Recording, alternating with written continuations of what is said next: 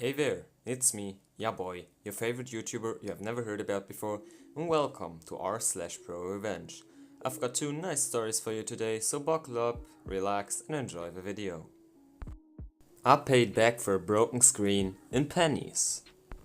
I posted this on r/confessions first, but some people said it suits this subreddit more, so here I am. This happened today morning, writing this in school 2 hours after it happened. My school gives its students a Samsung Chromebook during their time at school. This week my classmate broke my Chromebook screen by accidentally knocking it off the table during lunch. I went to the office and told them about it. They made me and him write what happened. At the end of lunch, the school told him that he will have to pay the $16 to replace the screen. I didn't have a Chromebook for the rest of the day until the next morning I came in and the office worker gave me a Samsung Chromebook with a spare, return to the office at end of the day, label written on it. I collected the Chromebook and went to sit at a table. I turned it on to log in and there were many long lines along the middle of the screen. I go back to the office and tell them about the issue and the office worker tells me, "How did you break it?" I told him that I didn't break it and he said, "This Chromebook was fine this morning, I checked it before I gave it to you." We argued for about 2 minutes until the principal came and told us that I needed to write a statement to say what happened, so I did. Come back and the office worker says, "I looked at the Chromebook and it will cost you $95 to replace the screen." I told him there was no way I'll be paying that amount as it wasn't my fault. Also they were overpricing me by $35 even though it said, "Things damaged, screen." They called my parents and my parents agreed to pay for it. When I came back home, I told them about the situation and they thought I was lying so I don't suffer any consequences. My dad was the only one in my family who believed my words, so before I went to sleep on Monday, I told him if he can obtain $95 in pennies. He thought I was joking.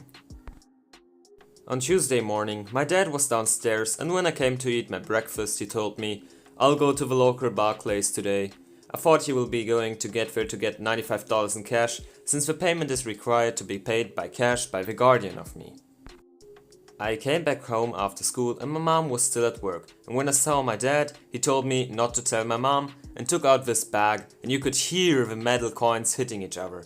I started laughing and said, "Are you serious?" For comedic sake, I've decided I will make a reconstruction of that sound.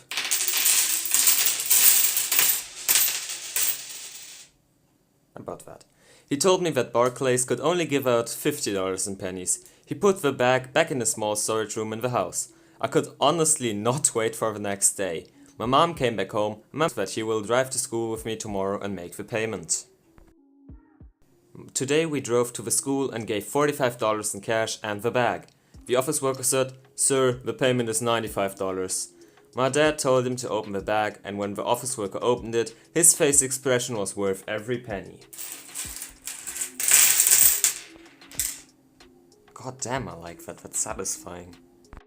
He told my dad that they don't accept payments like that and he had to take his pennies back and give him actual cash.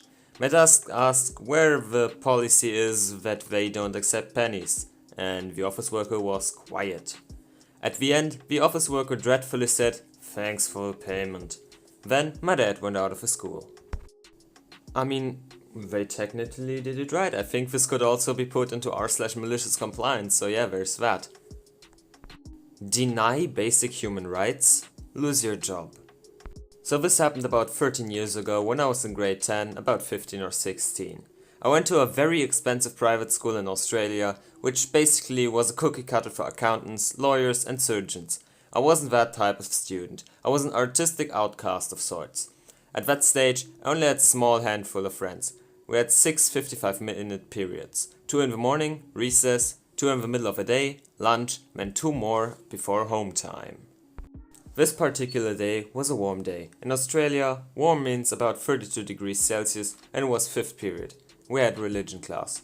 I'm the complete opposite of religious, so I didn't particularly like that class, nor the teacher that much, but I knew it was important to try my best. In the 4th period I got dry and thirsty, so I made it my priority to drink a stomach full as soon as it became lunchtime, and this is important. Fast forward to the 5th period and religion class with the entitled teacher. I was working with a partner very close to the front of the class on my teacher's desk. I was fairly involved in my work and wasn't concentrating on much else other than trying to finish the prescribed work. I noticed as the time goes on that the big drink was working its way into my bladder.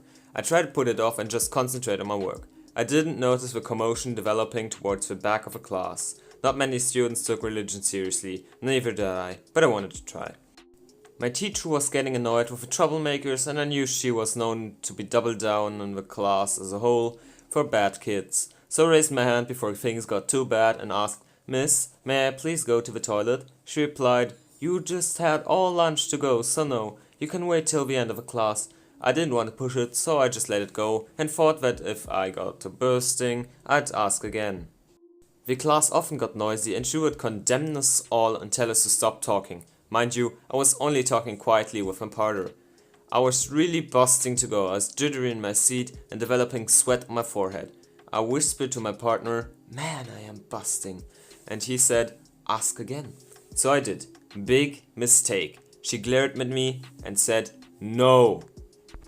So at this point I couldn't concentrate on my work. That full belly of water was now in my bladder.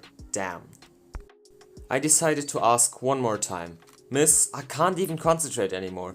It'll be 2 minutes max." We're right above the toilets and had the stainless next to classroom. "I don't care," she said. I'm pretty pissed off, pun, because I'm not sure what type of lesson this is trying to teach me for my professional life after the school. Enter the troublemaker kid. He starts acting up and starts a mini scuffle with another student. The entitled teacher screams at him, "If you don't want to be in this class, you can leave." He looked blandly at her and said nothing. The class went silent. I saw my chance. I stood up in class and yelled at her, "Oh, you won't leave? Fine, I will." And I turned to walk out. The entitled teacher reels around and said, "If you are going to leave, you can march yourself over to the year-level coordinator's office and tell him what you've done." Ooh, wrong thing to say, Mrs. Entitled Teacher. I was halfway out the door at this point with my back turned to her. I turned on my heel with a massive smile on my face and said to her, "Yes, I'd be happy to. I'd tell him about you." I walked out and the silence was broken by a roar of testosterone-filled teenage boys like that you would hear at a boxing match.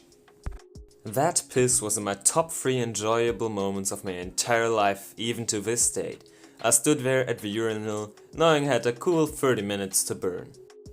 I then went to the coordinator's office, beaming but shaking with nerves, and proceeded to tell him the whole story.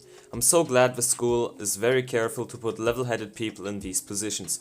Shortly after I finished explaining, I got the mandatory "you shouldn't have done that" speech and was told to go to my next class.